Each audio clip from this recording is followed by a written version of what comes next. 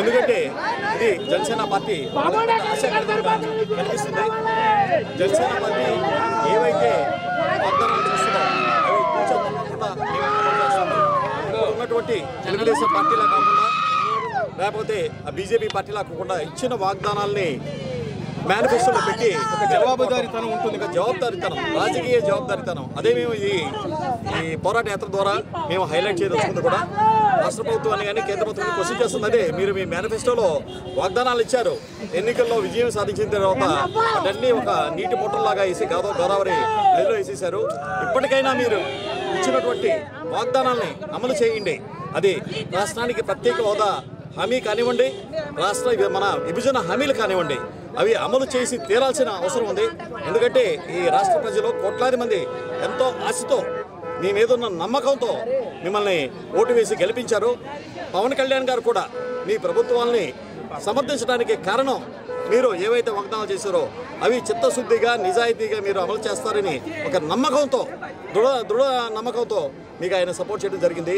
ఆ నమ్మకాన్ని మీరందరూ వమ్ము చేశారు.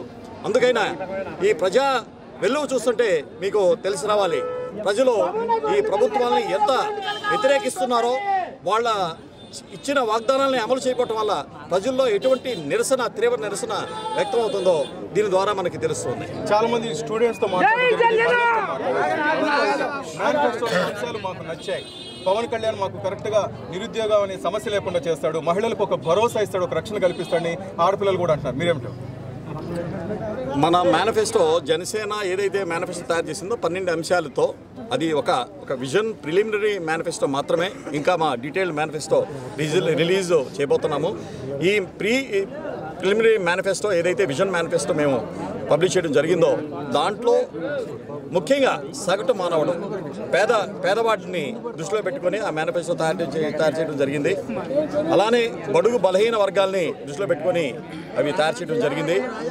ఈ మా జనసేన మేనిఫెస్టోకి ప్రజల నుంచి అనూహ్యమైన స్పందన వస్తుంది. రైట్, మొత్తం మీద జిల్లాలో చూస్తుంటే ప్రజా పోరాట యాత్ర విజయవంతంగా జరుగుతుంది. ఇప్పుడు చూస్తుంటే జనసేన కవాతు స్పందన చూస్తుంటే మీకు ఏమనిపిస్తుంది? మేము ముందే చెప్పాము, ఈ జనసేన కవాతు గోదావరి బ్రిడ్జిపై ఏదైతే మేము ప్లాన్ చేశామో అది దేశ చరిత్రలోనే ఒక చారిత్రాత్మక ఘట్టంగా ఇది నిలిచిపోతుందని మేము అతిశయోక్తులు చెప్పలేదు. ఈరోజు జన బాహుళ్యాన్ని చూస్తే మీకు అది స్పష్టమవుతుంది. లక్షలాది మంది ఈరోజు ఈ కవాతులో పార్టిసిపేట్ చేయడానికి వచ్చారు. చాలామంది ఇక్కడికి కొద్దిమంది మాత్రమే రీచ్ అయ్యారు. ఇంకా ఈ స్థానానికి రీచ్ కానటువంటి లక్షలాది మంది ఇంకా రోడ్లలో వాళ్ళని ఆపివేయడం జరిగింది. ట్రాఫిక్ పోలీసులు ఎక్కడెక్కడ వాళ్ళకి అడ్డంకులు సృష్టిస్తున్నారని వెహికల్స్ ముందుకు రానివ్వట్లేదని చెప్తున్నారు.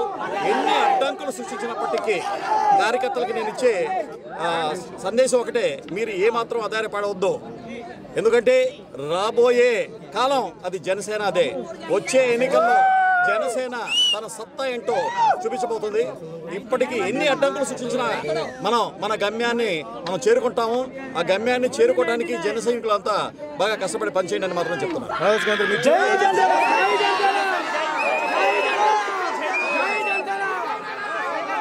దేశంలో బ్రిటిష్ వాళ్ళు ఇచ్చారు, అల్లు భగత్ సింగ్ ఇచ్చాడు. ఎవరైతే కూడా ఆపిందంటే ఇంకా కూడా ఉత్సాహం ఎక్కువ వస్తుంది. దయచేసి వాళ్ళకి చెప్తా ఉన్నా, పోలీసు వాళ్ళకు కూడా, మీరు దయచేసి ప్రభుత్వం నిర్వర్తించండి. ఎక్కడ అధికారులు చెప్పిన మాట, ప్రభుత్వం చెప్పిన మాట దీనికన్నా ఏమాత్రం చూస్తే రాబోయే రోజుల్లో కష్టపడతారు. ధర్మంగా చేయండి. మేము బస్సులకు పర్మిట్లు తీసుకున్నాం. మేము బస్సులకు కావాల్సిన పర్మిట్లు కావాల్సినవి తీసుకున్న తర్వాత మేము బయలుదేరి వస్తా ఉన్నాం.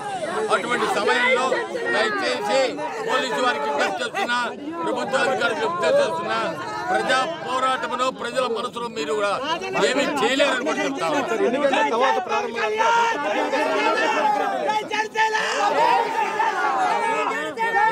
జనసేన పార్టీ అధ్యక్షులు పవన్ కళ్యాణ్ గారు అతి త్వరలో ఇక్కడికి reach అవ్వబోతున్నారు.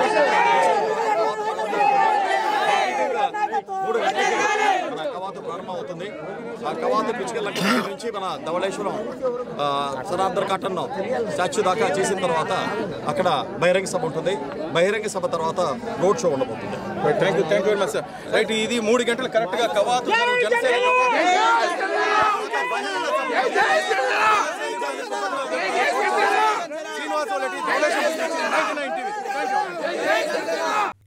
For more updates, please subscribe 99 TV Telugu.